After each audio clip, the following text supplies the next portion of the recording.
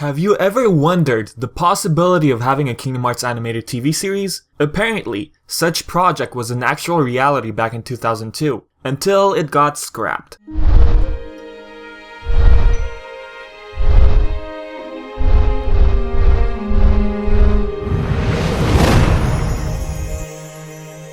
Hey guys, it's Vivian, welcome back. When I was a lot younger, I always thought what a Kingdom Hearts anime or cartoon would look like. Well, I was thinking more about what an anime would actually look like. Well, back in 2002, a former director at Disney Animation Studios was apparently hired to write a script for a test pilot for a Kingdom Hearts animated episode. Not only that, he had to direct and animate it as well. This pilot was being worked on at the time Kingdom Hearts 1 was out. The pilot was received extremely well, but the project got completely scrapped for some unknown reason. Well, I wouldn't say completely unknown reason, but people back then thought that the project would have jeopardized the relationship between Square Enix and Disney. Since the series began expanding, maybe they didn't want an animated series to completely slow down the making of future Kingdom Hearts games, or worst, to completely stop the franchise. Thanks to a storyboard posted in 2013, Seth Kersley, the one who was hired to work on the animation, shared a few info. Here's what was mentioned by him. I actually played the entire game myself to the end and tossed the script they originally had because it read more like an episode of Aladdin guest starring the characters from Kingdom Hearts. I wanted to be very true to the game without just copying the game. So basically, he wanted to add his own twist to it, but by being careful not to completely ignore the story of the game, if I understand correctly. Luckily, some sketches were posted back in 2014 on KhInsider. Looking at these, we immediately noticed that some of these scenes don't look so familiar.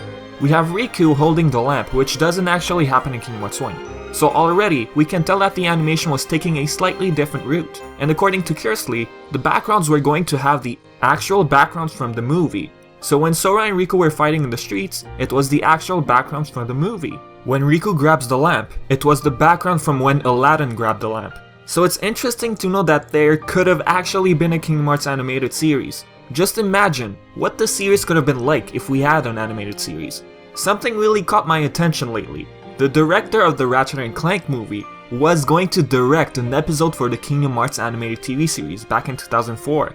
Okay, I don't even know what to think right now. You're telling me the guy who worked on the Ratchet and Clank movie, who's also going to work on the Sly Cooper movie, was interested in directing a Kingdom Hearts episode?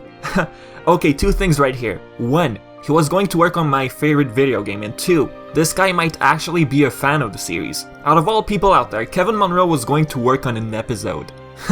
Some of you might be like, okay, and... I don't know, I guess I just got super happy the moment I found out about this. Anyways, Munroe shared the cover of his script from 2004. So we see Kingdom Hearts Men's Red Fire by Kevin Munroe, based on the Square video game franchise, June 28, 2004. First revised draft, Walt Disney TV animation.